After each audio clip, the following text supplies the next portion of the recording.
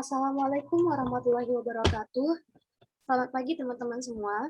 Perkenalkan, nama saya Iva Feria Sendiri. Saya dari jurusan Fisika, Program Studi Pendidikan Fisika. Pada kesempatan kali ini, saya akan memberikan pendapat sebagai mahasiswa terhadap konsep dan program Scalable Practicum, di mana pada sesi ini akan terdapat beberapa pertanyaan yang akan saya jawab. Oke, pertanyaan pertama. Ialah, apakah Anda pernah melaksanakan praktikum yang sama atau mirip dengan praktikum standar dari UT? Jawaban saya ialah belum pernah. Lalu, apakah Anda mengalami kesulitan dalam memahami konsep, alat dan bahan, langkah, dan prosedur praktikum standar tersebut? Ya, terutama pada prosedur percobaannya. Lalu, sebutkan kesulitan lain yang dialami dalam memahami praktikum standar tersebut. Tidak ada. Lalu, jelaskan konsep dan prinsip pelaksanaan praktikum standar. Nah, konsep dari pelaksanaan praktikum standar ialah dilakukan dengan berdasar pada standar-standar yang telah ditetapkan, baik pada alat ataupun bahan yang digunakan. Di mana prinsip pelaksanaan praktikum standar ini menggunakan suatu penuntun praktikum, di mana pada penuntun praktikum tersebut terdiri dari dasar teori, alat dan bahan, prosedur percobaan, lembar pengamatan, dan juga pertanyaan atau kuis. Kemudian, jelaskan konsep dan prinsip pelaksanaan praktikum scalable. Nah, konsep dari praktikum scalable ialah suatu praktikum di mana alat dan bahan yang digunakan mudah untuk ditemukan dalam kehidupan sehari-hari atau tersedia di alam. Nah, prinsipnya hampir mirip dengan praktikum standar, di mana menggunakan penuntun praktikum yang terdiri dari, yaitu judul percobaan, kemudian ada tujuan percobaan, yaitu hal-hal yang harus dicapai siswa dalam percobaan tersebut. Kemudian ada dasar teori, yaitu materi yang dibahas mengenai percobaan tersebut. Lalu ada alat dan bahan yang digunakan. Kemudian prosedur percobaan yang disertai dengan gambar, di mana gambar tersebut berfungsi sebagai visualisasi dari prosedur yang akan dilakukan oleh siswa, sehingga siswa memahami apa yang harus dilakukannya. Kemudian ada tabel pengamatan, dan yang terakhir ialah pertanyaan atau kuis, di mana pertanyaan yang diberikan akan mengarahkan siswa kepada kesimpulan dari percobaan yang dilakukannya. Kemudian, bagaimana kesiapan Anda dalam melanjutkan praktikum scalable? Nah, kesiapan saya dalam melanjutkan praktikum scalable, yaitu yang pertama ialah memahami konsep dari materi yang akan dipraktikumkan. Di mana ketika kita sudah memahami konsepnya, maka akan mudah untuk merancang percobaannya. Kemudian ialah merancang percobaan berdasarkan konsep scalable praktikum.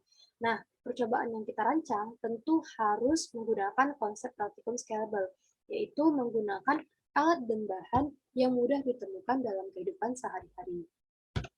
Kemudian, apa tujuan kalibrasi alat menurut Anda? Menurut saya, tujuan dari kalibrasi alat ialah sebagai langkah awal agar hasil pengukuran atau pengamatan yang dilakukan dengan menggunakan alat tersebut bersifat akurat. Lalu, apa tujuan kalibrasi bahan menurut Anda? Menurut saya ialah untuk mengetahui apakah bahan yang digunakan sudah sesuai dan tepat berdasarkan standar yang telah ditetapkan. Lalu, mengapa dosen meminta Anda melakukan kalibrasi? Menurut saya alasannya ialah yang pertama, agar hasil pengukuran dari alat tersebut dapat terjamin. Yang kedua ialah menghindari kekeliruan terhadap hasil pengukuran. Yang ketiga ialah menjaga kondisi alat ukur ataupun bahan yang digunakan agar tetap sesuai dengan spesifikasinya. Dan yang keempat ialah menghindari resiko bahaya dan meminimalisir kecelakaan kerja yang dapat terjadi. Coba ceritakan kesan-kesan Anda selama melaksanakan praktikum scalable saat bekerja secara mandiri. Nah, kesannya ialah cukup sulit untuk melakukan praktikum secara mandiri, karena beberapa proses membutuhkan bantuan dari orang lain.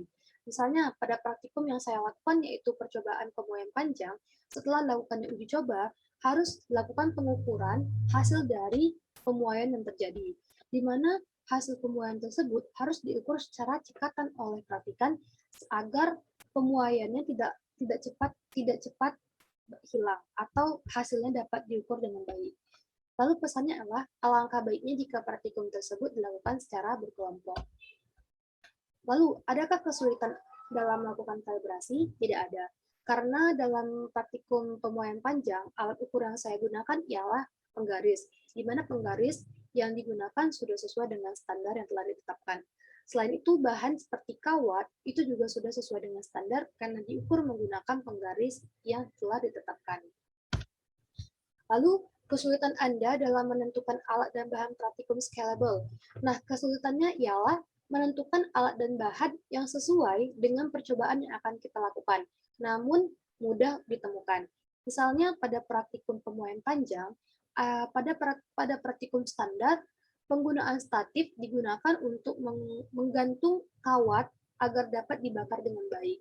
Nah, sedangkan statif ialah suatu alat uji coba sebagai suatu alat yang umumnya ditemukan pada laboratorium dan sehingga tidak mudah untuk ditemukan. Sehingga pada praktikum ini saya rancang dengan menggunakan 2 buah balok kayu agar dapat membakar kawat tersebut. Selain itu adalah jenis bahan yang digunakan, seperti bahannya itu adalah kawat, di mana bahan-bahan kawat seperti aluminium, tembaga, dan lain-lain itu cukup sulit untuk ditemukan. Kemudian, jika Anda diberikan pilihan, apakah Anda akan melakukan praktikum di lab dengan prosedur yang sudah ada atau praktikum scalable? Saya akan memilih praktikum scalable, karena konsep dari praktikum scalable yaitu menggunakan alat dan bahan yang mudah ditemukan, itu cukup mengatasi beberapa permasalahan kegiatan praktikum di sekolah, di mana permasalahan tersebut mengenai alat dan bahan yang tidak ada sehingga praktikum tidak dapat dilakukan. Sehingga diharapkan dengan adanya praktikum scalable, guru dapat merancang suatu percobaan sehingga siswa dapat melakukan percobaan praktikum tersebut. Kegiatan praktikum mana yang akan Anda pilih? Saya akan memilih melakukan percobaan. Apakah praktikum scalable baik untuk dilaksanakan oleh mahasiswa calon pendidik? Tentu baik, di mana dengan adanya praktikum scalable, itu dapat melatih kreativitas dan inovasi calon pendidik untuk membuat atau merancang percobaan menggunakan alat dan bahan yang ada di sekitar kita.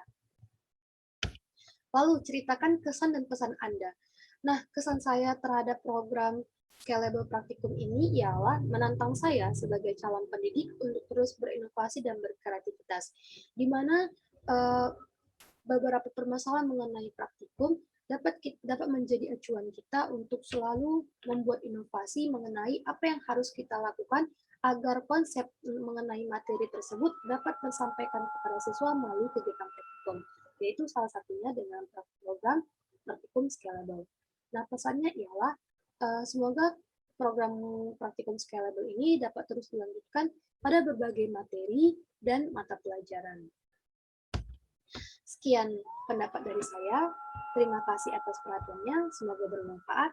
Assalamualaikum warahmatullahi wabarakatuh. Sampai jumpa.